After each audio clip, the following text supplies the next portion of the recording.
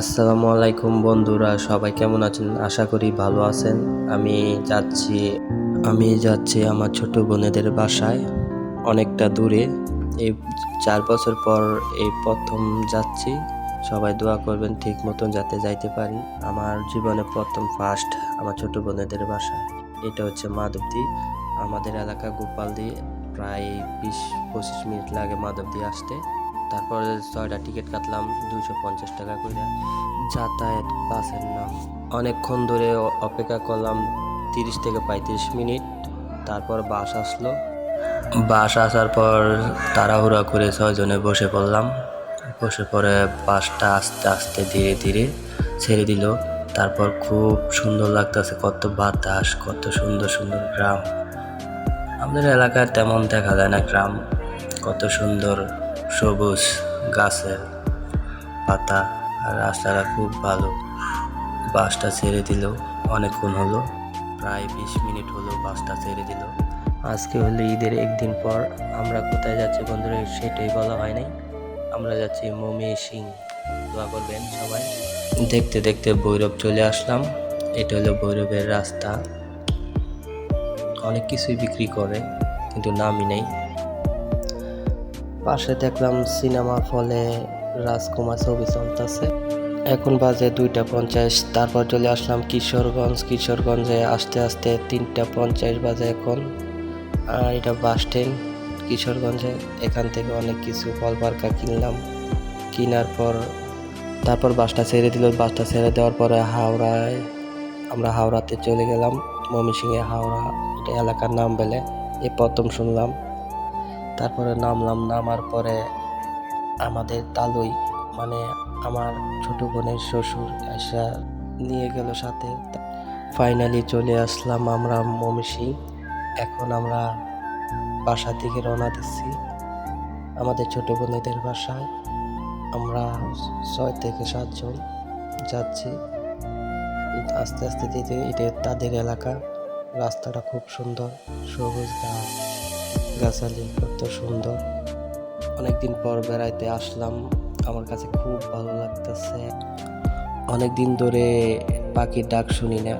গ্রামে আসলাম, অনেক পাখির ডাক শুনলাম। এটা আমার বাগনি যাতে একটু দুষ্টমি করতেছে। বাগনি এই বাগনিটা পড়ে গেল, নিশ্চয়ই হালকা একটু ব্যথা পাইছে। কোনো সমস্যা নেই। আমরা বাড়ির দিকে রওনা দিতেছি। অনেক সুন্দর দৃশ্য, যেখানে তাকায় সেখানে শুধু সবুজ আর সবুজ। ধান খেতে অনেক ধান, আল্লাহর রহমতে অনেক ধান হয়েছে। আর সপ্তাহখানি পরে ধানগুলো কেটে দেবে, হালকা হালকা পেকে গেছে এই জন্য।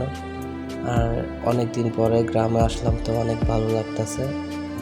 আমার তো সবুজ সবুজ গাছালি খুব ভালো লাগতেছে। আমার ছোট বোনেদের বাসাটা ভিতরে খুব সুন্দর লাগছে। গ্রামে এরকম বাসা কমই দেখা যায়, প্রায় এই সচরাচর মনে করেন না। ওদের বাসা থেকে আরো কয়েকটা বাড়ি আছে, অনেকটা দূরে দূরে বাড়িঘর। গ্রামে এত দূরে দূরে বাড়িঘর কিভাবে থাকে? এটা হলো বারিন্দা বেসিং। এটা আমার মা, এটা হলো আমার ছোট বোন, আর এটা হচ্ছে পিছনের সাইড বাড়ির। অনেক সুন্দর লাগছে। আর আমার ছোট বোনের শ্বশুরের জায়গা প্রায় 150 থেকে 200 ডিসিম। আমাদের এলাকায় ডিসিম বলে, আর ওদের এলাকায় শতাংশ বলে। প্রায় 2 কোটি টাকার উপরে সম্পদ আছে। আর এখান থেকে যত দূর পর্যন্ত চোখ যায় তত দূর পর্যন্ত ওদের জায়গা। অনেক ভাল লাগছে। গ্রামে এরকম বাড়িঘরও কম দেখা যায়, অনেক দূরে দূরে বাড়িঘর। এটা হচ্ছে ওদের বাসা। ভিতরে খুব ভালো লাগছে। তালুর সাথে রাত্রেবেলা একটু বাইরে গেলাম। তালু বলো আয়ো পুত্র, ঘুরে আসি রাত্রের বেলা।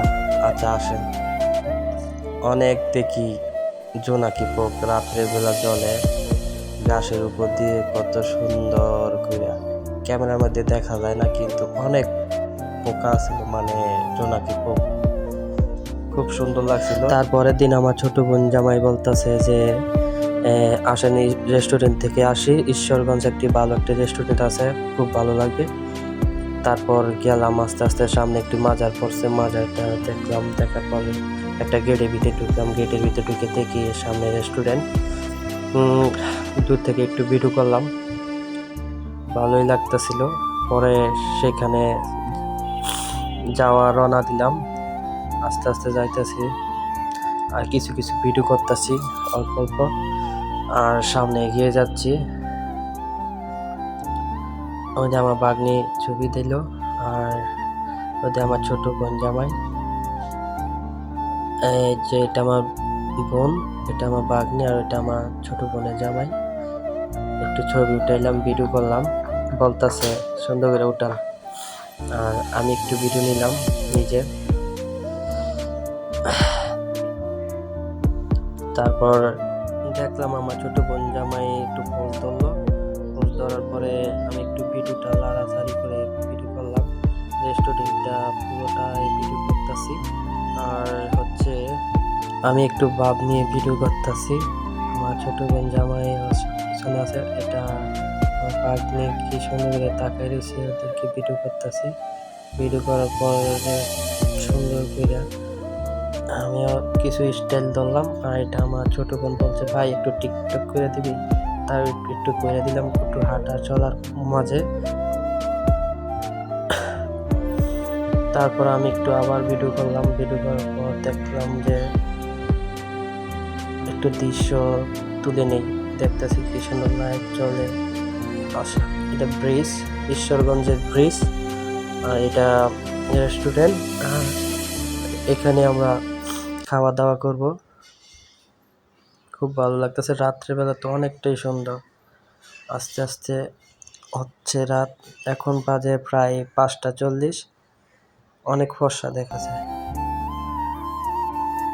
তারপর আমি একটু টিকটক বানালাম, টিকটক বানানোর পর ভাবলাম মাইয়ারা দিয়ে কতগুলো আছে, ওদেরকে একটু ভিডিও করতে পারতাম, অনেক সুন্দর সুন্দর মেয়েরা, কিন্তু ভিডিও করবো আমার নিজের কাছে লজ্জা লাগে, তাই একটু আড়াল থেকে একটু ভিডিও করতেছি, দেখি কিনে দেখা যায় কিনা, কিন্তু না, দেখা যায় না।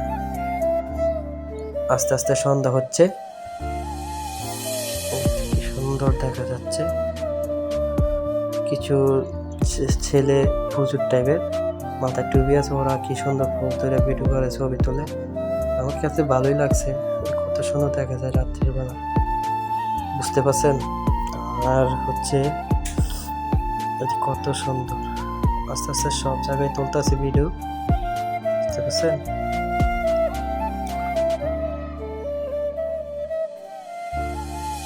তারপরে আরেকটি কথা না বললেই হয় না, ওদের আমার ছোট বোনের শ্বশুর শাশুড়ি অনেক ভালো, অনেকেই ভালো দেবে, ময়মনসিংহের মানুষ অনেক ভালো, খুব ভালো লাগছে। আমার ছোট বোনে বলছে যে একটু ভিডিও কর ভাই, দুইজনে, আমরা করলাম।